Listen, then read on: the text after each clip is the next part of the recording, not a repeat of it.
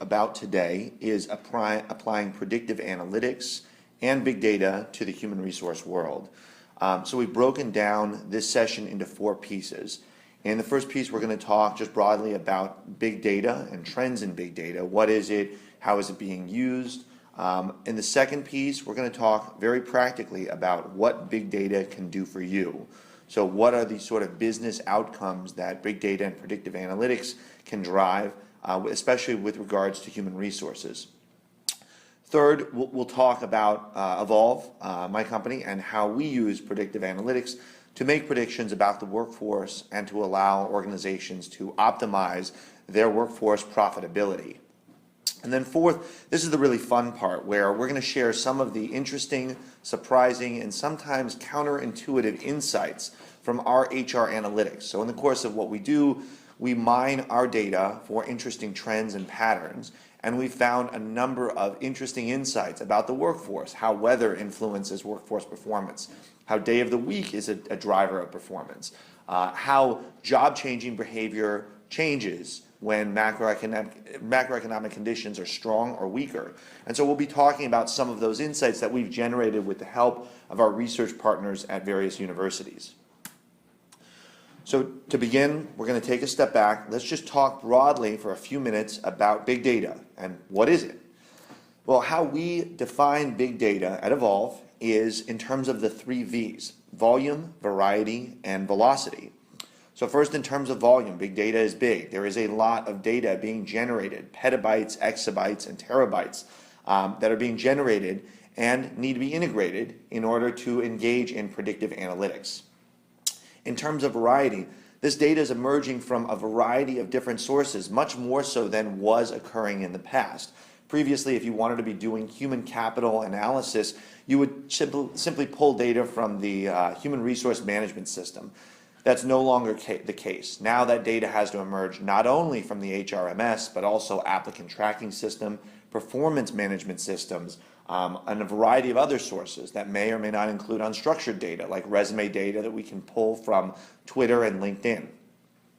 And then third, in terms of velocity, this data is being generated at a much quicker rate than has ever been the case previously. So previously, databases were updated, say, on a monthly, weekly, or daily basis. Now they're being generated and updated every day, hour, minute, and by the second.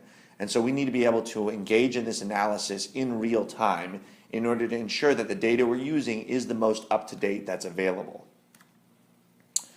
So the big data revolution, the most common example of how big data is changing the way that organizations practice their business is in terms of baseball. It's the Moneyball example. The Oakland Athletics were the first team that started using data and analytics in order to make decisions around talent management within baseball. It's moved its way to financial services. So it's actually not too long ago that large banks would call one another up and say, what do you think of Joe as a credit risk? And we all know that's a very imperfect science compared to using data to assign credit scores and to get a more accurate picture of how reliable someone is as a credit risk. In healthcare, we're actually seeing the evolution right now of evidence-based medicine.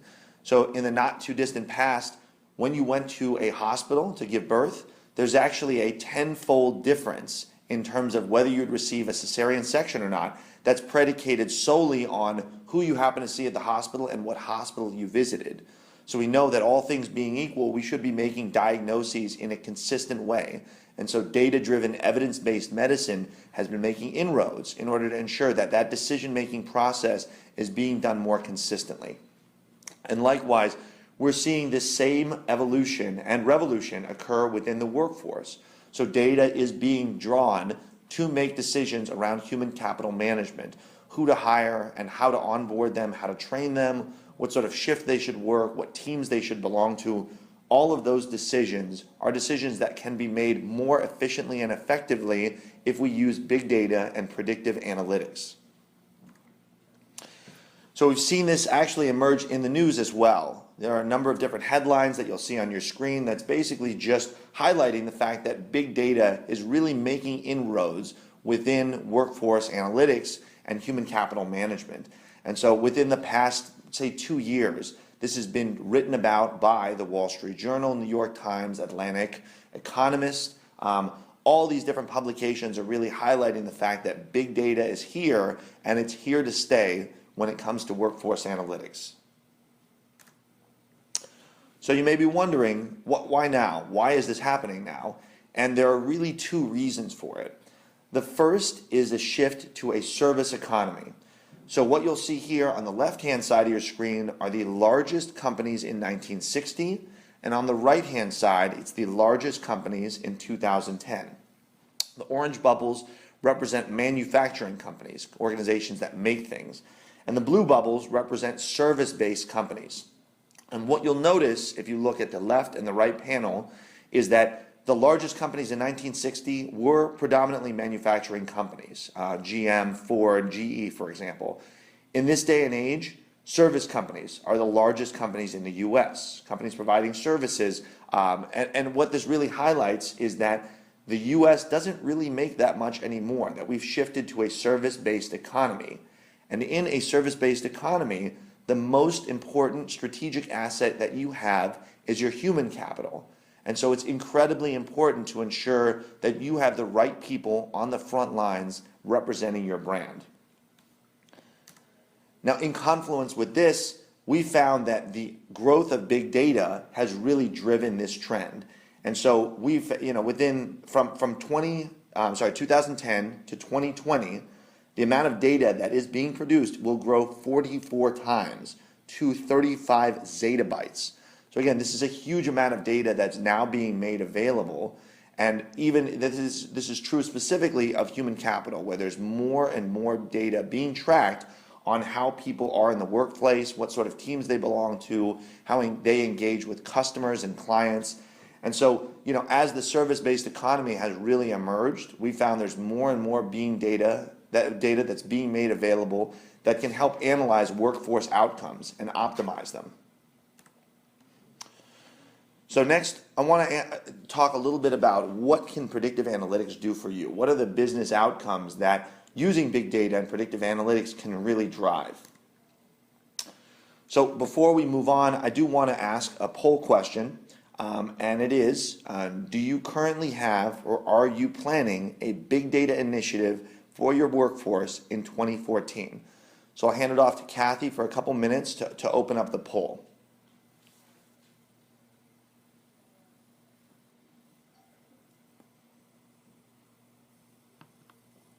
Is it polling? It is. Tell me the result. Poll is up on the screen, so please submit your result. 60% yes. We'll give it a few more seconds. Yes, 75% voted. Okay. Okay, great. And it sounds like where we landed is about 60% yes, 40% no, which actually does reflect what we generally see, out there in the industry amongst our clients, that the majority of organizations are now starting to recognize the value of big data and are designing initiatives to really extract as much value as they can out of the data that they're already maintaining. So I should draw a distinction. There is a very key difference between traditional analytics that have been done for probably a number of decades as compared to predictive analytics. Now, they are similar in a number of ways. We need to choose business outcomes we care about. We need to assemble data. And then, of course, there are outcomes of that, reports, dashboards, visualizations. But the really key difference that differentiates those two things are that traditional analytics requires a lot of manual work, in that we need to decide not only what data will be relevant, but what variables will be included in our model, and even what models will be run. Now, the difference there is that when we think about predictive analytics is meant to be fairly automated. And so the algorithms themselves are what we draw upon in order to make decisions about what data to include and what models to use. And so ultimately, this is in some ways kind of a machine learning approach, whereby we expect our computer to determine what are the right models to use and what are the variables that we wish to apply.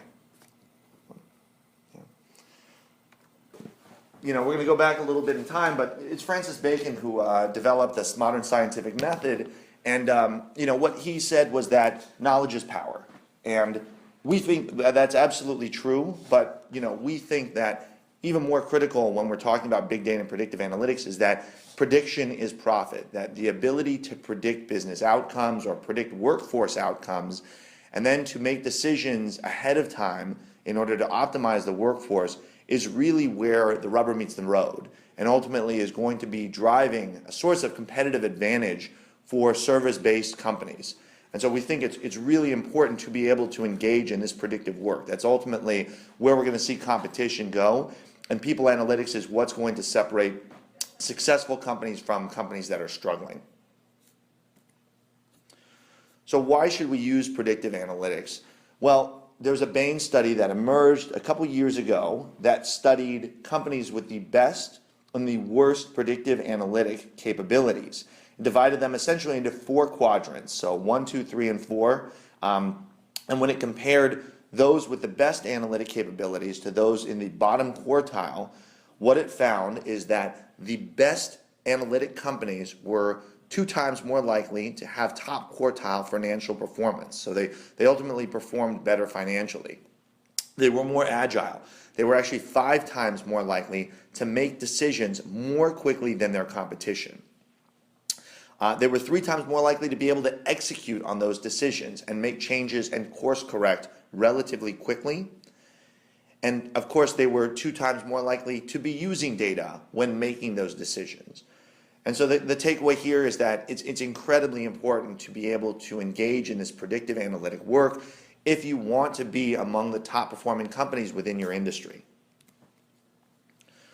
So we can talk broadly about predictive analytics, but what's really important here is thinking about workforce predictive analytics. And there's a continuum of different types of tools that you can be using when it comes to your workforce. And if you imagine almost a 2x2 matrix, and on one axis is whether it's relatively generic, and on the other it's workforce specific. And likewise, on the other axis, that y-axis, it could be historical and backward looking in nature, or it can be predictive, forward looking in nature. And so when you look at kind of where people have been, it's typically been in the bottom left or the bottom right-hand quadrant. So using very generic Excel tools or business analytics and business intelligence tools. And over time, we've emerged and moved towards workforce-specific tools. So human capital management, employee scorecards. But where everyone really wants to be is in the upper right-hand quadrant. Those are workforce tools, but ones that are predictive in nature, that are making predictions about the workforce and answering questions like who's most likely to leave soon and what's my flight risk and things of that nature. Those are ultimately the questions that we really want to be able to answer. So with that said, of course, the natural question, if this is so valuable and companies that engage in this work are so successful, why isn't everyone doing it? Well, the answer is that it's not easy. We actually highlighted a CFO article that recently appeared and gave a webinar for CFO in which they highlighted the 5 most common obstacles that organizations run into when they're talking about engaging in workforce analytics. And they generally fall into one of 5 buckets. The first is that we haven't matured enough to be doing predictive analytics, that the organization still needs more time to reach a certain level of maturity. Number 2 is we don't capture enough data to be doing predictive modeling. Number 3 is that we need to make big investments in data technology and infrastructure in order to do predictive analytics. The 4th is, we can just simply buy this by buying some sort of business intelligence tool or a dashboard. And then 5th is personnel and people related. We need to hire a group of statisticians, economists, machine learning experts before we can truly engage in predictive modeling. So we're actually going to flip that on its head and open up another poll and ask everyone on this call to select one of those items as their biggest obstacle in engaging in predictive analytics, and especially with regards to the workforce. So again, I'll give everyone a couple minutes and we'll open up that poll. Poll questions on the screen now.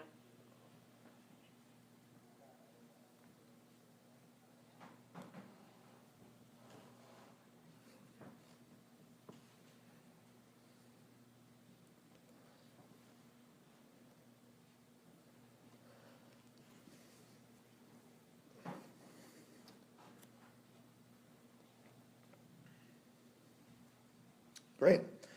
Excellent. So we have over a majority responding, and we see the biggest category is in that 38% were said we need to make big investments in data technology. And that's something we frequently hear, followed closely by we don't capture enough data. And what we've actually found here at Evolve is that whether you like it or not, your company is most likely a big data company. That assuming there's a certain scale or size to the company, it is most likely that that data is being captured and kept somewhere.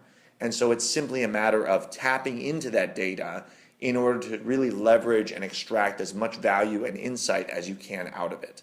But yeah, this reflects what we generally see out and about in the industry. So again, just to really hit the point home, why is this valuable? Why is this worth doing? And ultimately trying to overcome some of those obstacles that we just highlighted.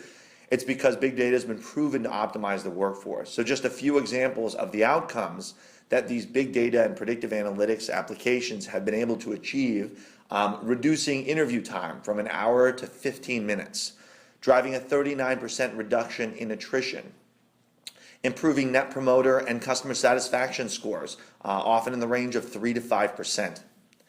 Automating interviews, and so that we have to engage in fewer interviews to achieve certain hiring quotas because we're able to filter people more effectively using testing and online assessments.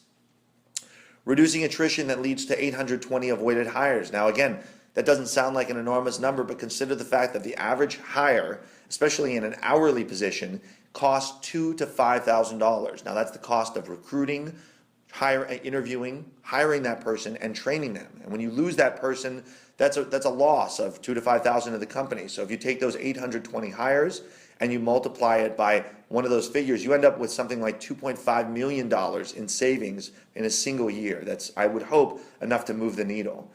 And then finally, when we're looking at our sales team, our frontline sales force, achieving improvements in sales productivity and conversion, and better fitting salespeople actually can drive an 8 to 10% increase in sales productivity. That's something that very clearly hits the bottom line.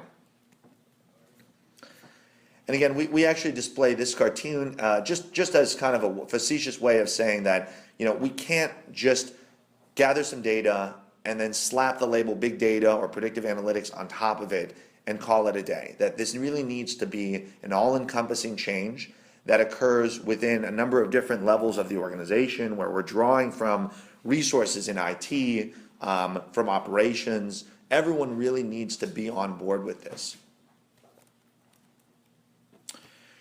Great, so I'll talk a little bit, this is the third section. I want to talk a little bit about how Evolve uses predictive analytics, and how we've used predictive analytics to help drive positive outcomes for organizations that we've engaged with. So first off, what we want to do is really sit on top of data. And so we will draw historical HR and performance data on job applicants, candidates, and current employees. And so it all really starts with that data feed and ensuring that we're sharing data. Now to be clear, it's not a highly complicated data integration process. I think that tends to scare people when they start to think about the quality of their own data and the quantity and where it's maintained. At the end of the day, it's sharing and not integration. So simply establishing a way that that data can be exchanged without necessarily going into very complicated APIs and data integration plans. Now, the outcome of interest are our business performance outcomes. They're KPIs. They're things that you're tracking currently, most likely in dashboards. So it could be something like sales and revenue achievement, customer service levels and net promoter score. It could simply be attrition, longer employee tenure. We want to keep people on the job longer. Or work efficiency. We want to make them more productive. We want to allow them and enable them to achieve more productivity and more outcomes in their time on the job. Now, the middle piece is really what's key, is that we're using predictive analytics and data science in order to optimize workforce decisions. And so to be clear, the goal here is to make the right decision at all segments of the employee lifecycle. And when you think about it, there are decisions you guys are making constantly about your workforce. Of course, the most obvious one is, who do we hire? Who do we bring in the door and put in that seat? What's the raw talent look like? But bear in mind, there are decisions that occur well beyond that point. Once they've joined the organization, we have to wonder, how do we train them? Who to train them? How do we supervise them? What are the optimal levels of overtime, and what are their hours, and what should they look like? What are the wages we should pay that person? All of those decisions are things that traditionally have been made based on gut instinct and intuition, and ultimately where we want to go is to be making those decisions on the base of a data-driven, evidence-based process. And that's really where the Evolved Workforce Network and where our SaaS application is most applicable, is ensuring that we're making the right decision every time that we know is correlated statistically with those outcomes in the right-hand panel. So what we see out in the industry is that most organizations are using some sort of business intelligence platform or dashboard. In the 2x2 matrix we had just talked about, those are applications that exist in the bottom right-hand corner. You'll see these odometer readings in the bottom all the time. What we believe is that the HR dashboard is dead. It tells you the what, but it doesn't tell you the how or the why. So namely, we can see, how does our recruiting look month over month, and how are our attrition numbers, and are we getting better or worse? But the natural next question, once we have those answers, is what can I do about it? How is it that I can keep people on the job longer? How can I bring people into the organization more efficiently and effectively, not having to source more and more applicants? Those are things that, unfortunately, these sorts of dashboards are just not equipped to answer. Now, on the other hand, when we're looking at insight, truly insightful analysis, we can do something like analyze what is the single biggest driver of my attrition problem. And we've actually displayed an example from one client, in which case it was their trainers, that they weren't training properly, and there was a huge amount of variance, just variation in tenure that was being driven within the first 30 days by who your trainer was. And we can actually go a step farther than that and ask the question, okay, given that the trainers seem to be a huge source of variation, who do I want training my people? And we can analyze things like their education and their previous experience and various psychometric attributes, their rate of pay, and really answer questions about what trainers are best suited to be giving people the training that they need to succeed on the job. Now, ultimately, where we see this going, where we are right now and where we see the industry has been is displayed by that bottom panel. So it's disconnected systems and data, and they're making selection decisions based on subjective criteria. Often recruiters are using their gut instinct and intuition to make decisions about who to bring into the organization. When we train them, we're not really looking at the outcomes of the training, we're just training based on what we've done before. Managers are assigned in a fairly haphazard fashion. Teams are composed simply by virtue of which teams have space, and so people are added in that way. And when we promote, terminate, or separate employees, we rarely do so in a way that is tied to KPIs. In many cases, it can be somewhat of a political, personal decision. And so we don't really know, as a result, why people are leaving. So the top panel really highlights how we see this evolving and where we see the industry going, in which when we're hiring someone, we don't just rely on that recruiter's intuition and gut instinct, but we're actually using a science-based assessment to ensure that we know the attributes of our candidates are correlated with outcomes and performance on the job. Likewise, when we train people, we're going to use curriculum that has been optimized based on what we know truly matters. And again, we're going to choose trainers that are really successful in these roles, that we know are best performers. We're going to transfer best practices from them to the ones that struggle. When we find top performers for promotion decisions, or when we separate individuals that are struggling on the jobs, we're going to know that that was done according to what the data has suggested and recommended, who truly are our top performers and who are the employees that really are never going to make it up the learning curve. And then finally, when people leave, we're not just going to ask them, hey, why did you leave? Because we know that exit surveys can be misleading and people can often lie. What we're actually going to do is use the data we know about individuals to derive the true reasons that they left the organization. And then we're going to use that analysis in order to fix the organization, to try to promote employee tenure, to keep people on the job longer. Okay, great. So with that said, I want to move into this fourth section and give ourselves a little bit of time, also a little time at the end for Q&A. But I want to share some of the interesting and surprising insights that we've been able to generate from mining our database. Now, I should point out before I move on that these are all correlated with outcomes, right? There are many outcomes of interest, employee tenure and survival, or performance, customer satisfaction, productivity, absenteeism, schedule adherence. Now, bear in mind, Evolve's role is to really help our companies and clients figure out what are the drivers of those outcomes. But what we don't do is tell our clients what outcomes they should care about. And so this slide simply highlights, if you look at, for example, survival and customer satisfaction that was associated with a specific set of supervisors within an organization, and I think it was several hundred, we found an interesting trend. The supervisors with the highest level of satisfaction, customer satisfaction, had the lowest levels of employee tenure. And likewise, those supervisors that were able to keep their employees on the longest, they actually had slightly lower levels of customer satisfaction. So at the end of the day, it shows that there's a trade-off to be made, that we can't get everything, and economists have a term which is there's no such thing as a free lunch. So at the end of the day, we need to make a decision about what are the outcomes we truly care about the most. Do we care most about sales conversion? Do we care about providing the best possible customer experience? Or are we willing to allow our frontline representatives more time to handle customer inquiries and maybe take a little bit of a dip in our transactional time and productivity figures? So ultimately, this is something that we rely on our clients to be able to tell us, which is, what are your pain points? What are the outcomes that truly matter? So with that in mind, I'll ask another poll, which is, what is your biggest challenge when it comes to workforce performance?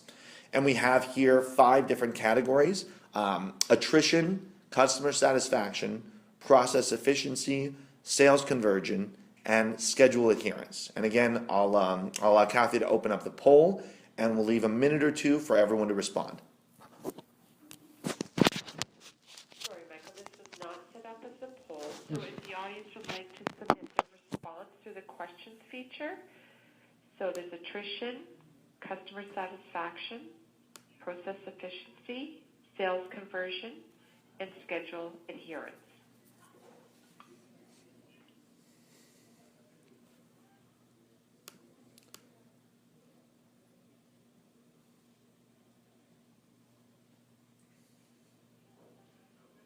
Great. Julie or Michael, would you like me to read the results, or can you see them? Oh, I can see them. Okay, thank you. Yeah, and absolutely. This is really helpful. It actually, the results kind of confirm what we typically see with, again, clients of ours as well as outside organizations. There are 2 that always rise to the top. One is attrition, so simply how long people stay on the job, because we know that in and of itself is correlated with a lot of positive workforce outcomes. Keeping people longer, you ultimately get more out of them. But likewise, process efficiency. So, making those workforce decisions in a fairly efficient and effective manner and ensuring that the right thing is done. So those are the 2 that are always highlighted. Now, I will say for the remainder of the presentation, we're actually going to be focusing primarily on attrition and throwing a few additional KPIs in. But I always like to just set the stage by getting people to talk about what it is they really care about. So before I dig into the findings, I do want to share that our research has emerged from essentially a big pile of data. So we've analyzed outcomes from 13 countries, 18 different industries, over 100 million performance records, and I believe it's in the millions of employees. And so, these are very, very large sample sizes, and as a result, we can feel very confident that the analysis has been able to separate signal from noise and to generate the truly right answer. So let's talk first about customer satisfaction and Net Promoter Score. What we've been able to do is break down what are the drivers of customer satisfaction. We have 5 buckets that we generally attribute any of these variables to: workplace relationships, macroeconomic trends, company practices, job characteristics, and worker characteristics. So what we found is that the 2 biggest drivers of customer satisfaction for clients that we've engaged with are workforce relationships. Those are relationships with coworkers, bosses, direct reports. We also found company practices are a big driver. Those are things like overtime policies, wages, policies around work at home and telecommuting. For performance, macroeconomic trends aren't a very big driver, so it doesn't matter as much what prevailing unemployment rates look like. Likewise, the job characteristics aren't as critical, and worker characteristics. And worker characteristics are another big driver. Actually, there's a three-way tie. Sorry, I couldn't see the right-hand side of the screen.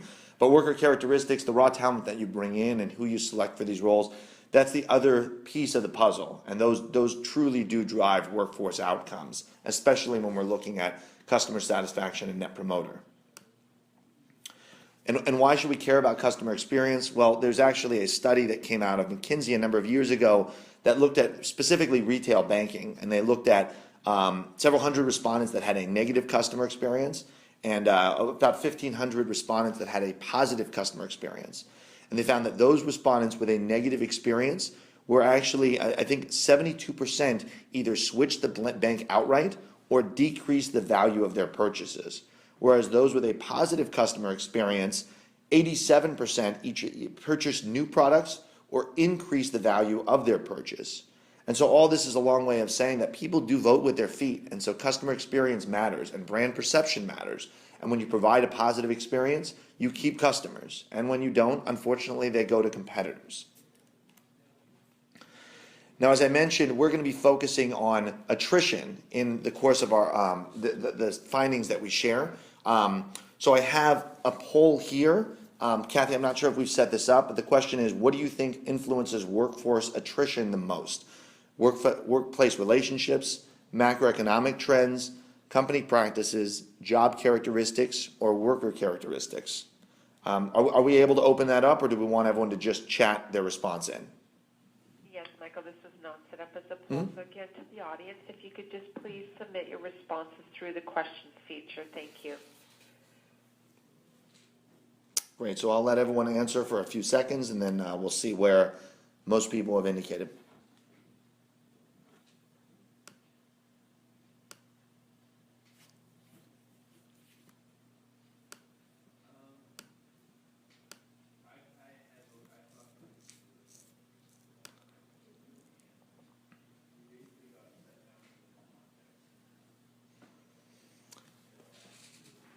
Okay, great. Well, it looks like we have a little bit of a two-way tie amongst the respondents between workplace relationships and company practices, which is close to what we saw with performance. But in the case of attrition, we actually see a slightly different picture. With attrition, we actually find that workplace relationships are the single biggest driver, accounting for 54% of what we call the variance in tenure. We find macroeconomic trends are actually more important when we're looking at attrition. So it does matter what the unemployment rates look like and prevailing conditions and job patterns. Company practices account for about 11%, along with job characteristics. And what's somewhat surprising is that worker characteristics actually account for only about 8% of the variance in tenure. And so what we're actually going to do with each of these buckets is that I'm going to share maybe one or two insights for each of the buckets that have emerged from our recent research. So all of this research has emerged within the last, I would say, 6 months. So this is all fairly new. It's in various stages of being published, some of which has been appeared as white papers, some of which we're actually publishing in journals. So first, let's talk about workplace relationships, that biggest slice of the pie. We've actually done a lot of work that looks at supervisor relationships, but what's more recent and interesting and new is actually looking at toxic employees. And this is research that we've conducted with help from our partners at Northwestern. And we've identified toxic employees as people who were terminated for sexual harassment, drug and alcohol abuse, fraud, falsification of documents, pretty bad stuff. And when we look at our data, we find first and foremost that these people constitute 3 to 5% of terminations. So as much as 1 in 20, which is actually big because we found huge effects around toxic employees, especially insofar as they affect the attrition and performance of their teammates. So we found, quite frankly, that if you have a toxic employee on your team, you are 10 times more likely to leave the organization voluntarily than you were if you didn't have one. Now, what's important and really key here, and a positive finding, is that we can actually identify these people at the point of application. Now, on one hand, they can be a little bit deceitful in that they claim to be rule followers. If you ask a toxic employee, do you follow the rules, or do you like to experience new things and meet new people? They claim more often to be rule followers. But when we use a science-based assessment and we ask them questions about things like their servant's orientation and their attendance and dependability, we find that they score particularly low on those two competencies. So toxic employees tend not to be inclined to help others, and they tend not to be very reliable and conscientious. And so the nice thing is that using some sort of online assessment actually allows us to identify these people and eliminate them from the pool before we hire them and they spoil the entire well. And what we find actually with their performance is that they're actually capable of handling transactions very quickly, but they provide lower levels of customer service. So you can imagine the clerk or the online phone rep who basically picks up the phone and says, go to hell, and then hangs it up. That's kind of what we see from these toxic employees. So let's talk about macroeconomic factors. I mentioned local and national unemployment rates, prevailing wage rates, levels of competition. These are things, unfortunately, we don't have a lot of control over, but we can make adjustments in order to anticipate changes. So again, work we've done with partners of ours at Northwestern, and they wanted to ask the question, what happens to job changing behavior when we're in an up or a down economy? Now we know from the research, actually a long line of research, that when you have a poor economy, that people tend to stay in their jobs more often. They're less likely to leave voluntarily. When the economy improves, we actually find people are more inclined to leave their jobs, so attrition tends to go up. But what we didn't know until we engaged in this research is that the nature of people that are staying or leaving in their jobs changes when the economy is up or down. Simply stated, in a down economy, the people that do change jobs tend to be relatively high performers. So it's people who are very successful that are more likely to leave jobs when the economy isn't so good. Now, when the economy improves, as it's doing right now, what you tend to see is that job changers tend to be relatively lower quality. They aren't as successful in roles. So there's sort of a good news, bad news thing. The good news is that when the economy improves, the economy is improving, but unfortunately what that also means is that there's a higher proportion of what we call low performers and poorly matched individuals that are now looking for jobs. And so what that means for large employers is that it's important to really be filtering and screening more carefully than they were when the economy was down a few years ago. We need to be really careful because we know that within that pool of available talent, that more and more of those people tend to be lower performers. So moving from the macro economy, again, we can look at almost anything, and what we've looked at is weather conditions. And we've actually found that weather conditions can have a strong impact on performance of the job. So again, not surprisingly, and again, you don't need a PhD in econometrics to figure this one out, inclement weather is associated with lower schedule adherence and higher absenteeism. When there's rain, when there's snow, people tend not to show up to work on time and tend not to stay the amount of time that they were supposed to. Again, no surprises there. But what's really interesting is when we look at things like inclement weather and customer satisfaction or productivity, because we found that productivity drops when there's rain or snow. We found that in colder temperatures, there are higher levels of customer satisfaction. And in warmer temperatures, we find higher levels of sales conversion. Now, to be clear, these are correlational and not causal. So I'm not suggesting to everyone on the phone that you should immediately crank up the ambient temperature in the office if you want to produce more sales.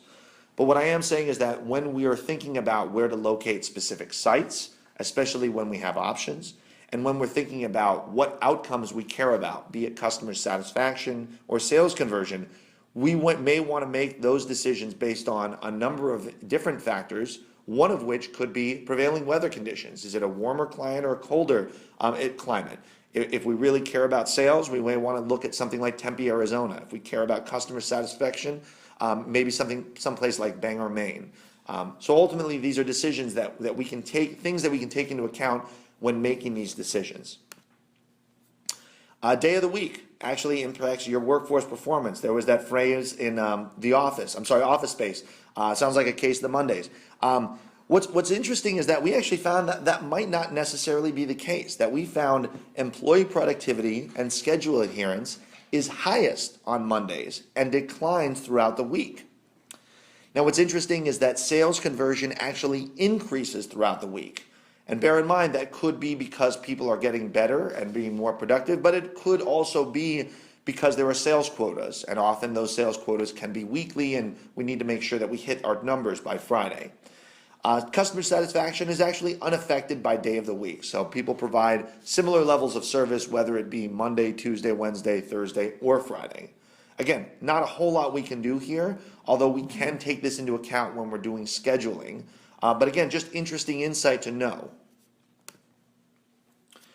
So company practices. Again, these are the practices that organizations can absolutely tweak in order to get the most out of their workforce.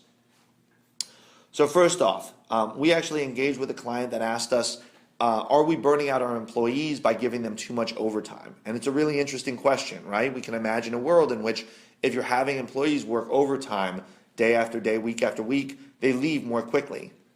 But again, we had no idea whether that was in fact the case. And so that's ultimately why we drew upon our large pile of data, much of which had overtime information in it. And what we found is that there's actually a U-shaped relationship.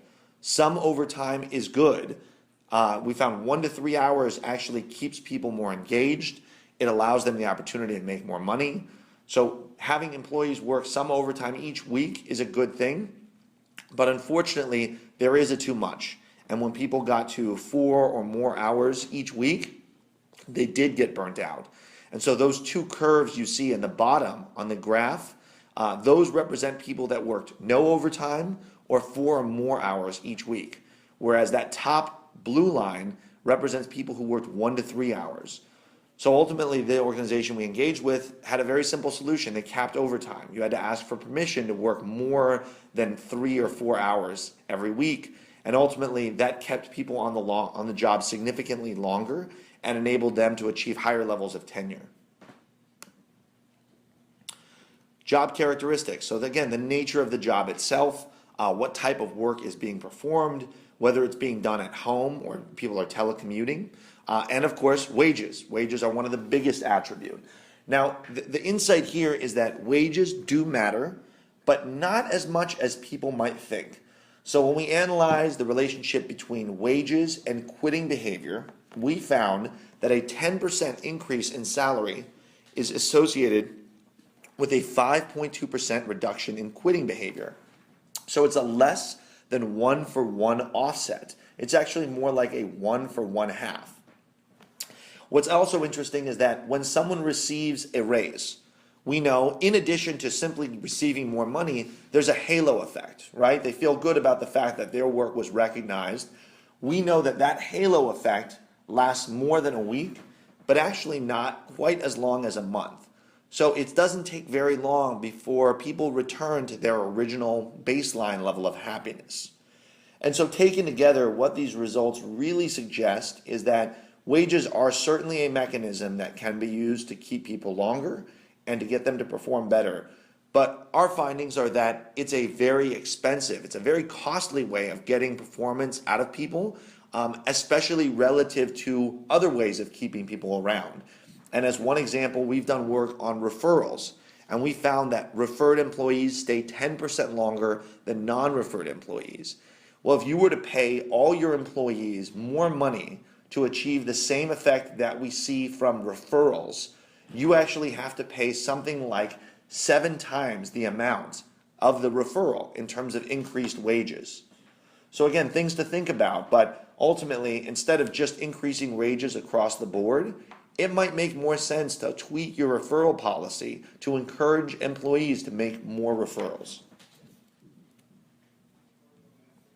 So worker characteristics, again, these are the things we're screening for at the point of application. These are the raw talent and the attributes and psychometric characteristics that we're really looking for when we're looking to bring in the best talent.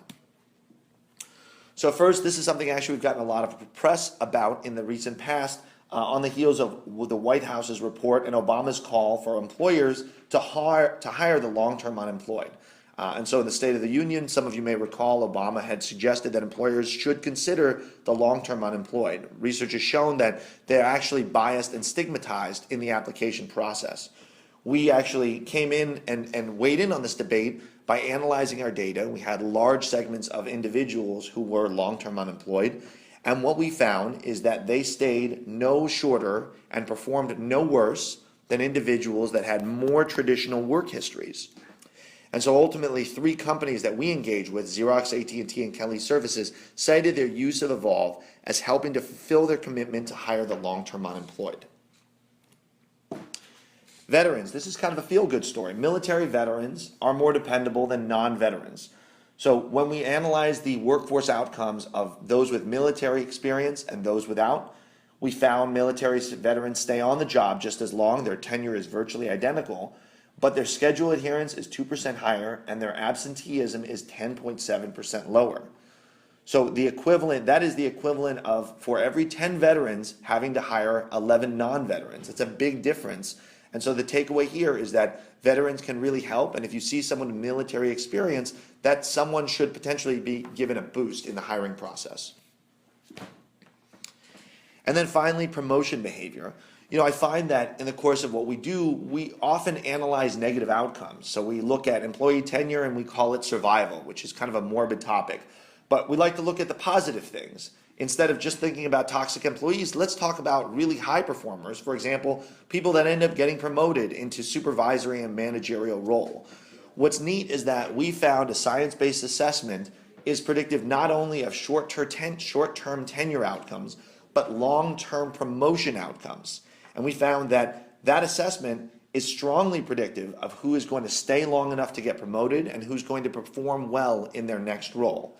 And of course, the natural question is, okay, well, what is it about the assessment that matters? We found it's very simple, and it's 3 things. One is retention. Keeping people longer, of course, allows them to reach promotion more frequently than people who leave the organization. Second is service orientation. People who are helpful and like working with others, they tend to be more agreeable and they tend to be promoted more frequently. And then finally, the ability to solve problems is a strong predictor of someone's likelihood to be promoted within these frontline roles. And so the good news here is that we don't just focus on the negative outcomes, we're able to focus on the positives and keeping people long enough to get them promoted and to reward them for strong performance. So with that, I actually want to leave a few minutes at the end and open it up for questions about really anything that we covered in the course of the webinar. Thanks, Michael. And this is Julie. I'm going to be moderating the Q&A session today, albeit brief. And just as a reminder, you can log in your questions at any time through the Q&A session of the chat window. And while we're waiting for that, Mike, I have a question for you. Listening to all this and all the great information that you presented here, is there a recommendation you can leave our audience in terms of the ideal company size or employee population size that is necessary to get started with big data and predictive analytics? Is there a threshold? Is there a minimum? Or can you work big data with any amount of employees? Yeah, no, that's a great question. So I would say this, that there's no minimum to be doing any sort of workforce analytics. So at the end of the day, if you have some population of employees and you have data on them and presumably you have data outcomes over time, that's certainly sufficient to get started, even with, say, an Excel spreadsheet. But to be doing truly big data work, there is a certain size and scale that's necessary. Really, and we all know that sample sizes matter. We find that in general, organizations of 1,000 employees or more are are really the ripe spot. Those are the ones that are most capable of taking advantage of the sort of tools that are out there. But I don't want to discourage anyone from an organization with less than 1,000 from trying to embark on these sort of journeys. At the end of the day, a sample size of just 100 could certainly answer a question like the one we did about military veterans. In fact, in that sample, we had only a few hundred veterans, and we compared them to, I think, 1,500 non-veterans, and we were able to get a really clear answer about who were good employees. So, again, I think everyone can engage in analytics, but then when we're talking about big data and utilizing a truly sophisticated machine learning platform, we do think there is a minimum size and scale. Great, that's very helpful. And speaking of veterans, we did get a question about the veteran research that you had presented, and mostly wanting more information. And I just wanted to let everyone know who's listening in. We do publish all of our research. We have research notes, and while it does get picked up in the press a lot, you can go to our website, evolve.net, click on the resources section, and you can see all of our research notes out there that you can download for further detailed information behind the research methodology and blown out findings on each of these topics that Dr. Hausman has presented. Mm-hmm. I'll just add, though, that everyone on the webinar today actually got a little bit of a sneak preview because the veterans piece in particular, we haven't released to media outlets and we haven't published the white paper. It's on its way, and I believe we're going to be releasing in the not too distant future, but consider it a little bit of a treat in that we wanted to share that novel insight with people on the webinar before we blast it out to the world. Yes, got a sneak peek on a couple research points there. Mm-hmm. Another question came in, do HR practitioners or HR departments need to have an analytics expert or someone with analytics expertise on their team to make this all work? So again, a great question. The short answer is no, but I will caveat by saying this. Fundamentally, there's somewhat of a make versus buy decision that needs to be made here. I would say if the decision has been made to create this from scratch, then yes, you do need someone with analytics and or IT experience, or at least someone with some data science background who knows how to pull data together, how to analyze it, what models to apply. Now, the good news is, again, there are tools that are being made available that are kind of quote-unquote PhD in a box. So the idea is that if done properly, those tools allow lay people to be doing complex econometric analyses without having to know a lot of the technical details about whether we run a Cox proportional hazard model or not. And so I would say if you have that person available, then that may steer you one direction in terms of make versus buy. But if you simply want to acquire the capabilities and you don't want to have to invest in statisticians or econometricians, the good news is you can still be doing this sort of work, but you'll probably want to be exploring different vendors. Great, thanks. And speaking of statistical models, a question came in asking what methods do you use, or I guess we should say Evolve use, to identify statistical significance. Can you answer that? Yeah, I mean, so first off, we're in the world where we're analyzing two things. It's survival, so employee tenure, and it's performance. And so for survival, we use survival models. For our performance, we use something called panel data models. At the end of the day, we don't report results really unless they're statistically significant at the 0.05 level. And that's common practice within statistics. It means essentially that you would not see this result due to random chance more than 1 in 20 times.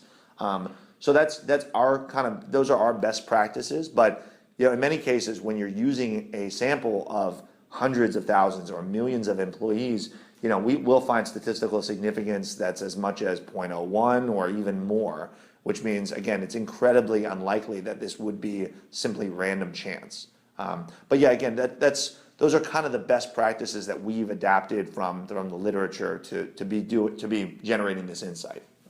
Great, thanks. Getting a bunch of questions trickling in. We'll try and answer as many as we can in the remaining few minutes that we have. But one that came across, which I think is interesting, is what are the ethical guidelines to analytics? And before I turn that over to you to answer, Mike, I just wanted to let the audience know that we did our last webinar with HR.com. was on this very topic, big data, ethics, and workforce analytics. And we actually had a renowned, employment law firm on the call as well. So I would go and look back through those archives under Evolve, and you can definitely listen into the full presentation on that. But Mike, can you give us some, hit the high points on workforce analytics and ethics? I'll be quick, though I could spend an hour, and we did. But I will say that, and Evolve has a big data code of ethics that we released because we do think this is incredibly important. Really quick, it's things like be purposeful about using the data. Don't do any sort of fishing expeditions. Be transparent. So you want to be very transparent about what data is being captured. No shadow data collection. You need to be ethical and lawful. So again, when we're thinking about the workplace, you can't just analyze anything. There are things like race, sex, and age that are off limits, as indicated by the EEOC. So I would say you need to be very deliberate in terms of what you're analyzing and what you're not analyzing, because it can actually make a big difference. Simply doing the analysis can make people culpable, regardless of if the results are used or not. So again, those are the sort of short takeaways, but like I said, there's a whole webinar where we covered this, and I think it's an incredibly important topic. Great, thank you. And that does bring us to the top of the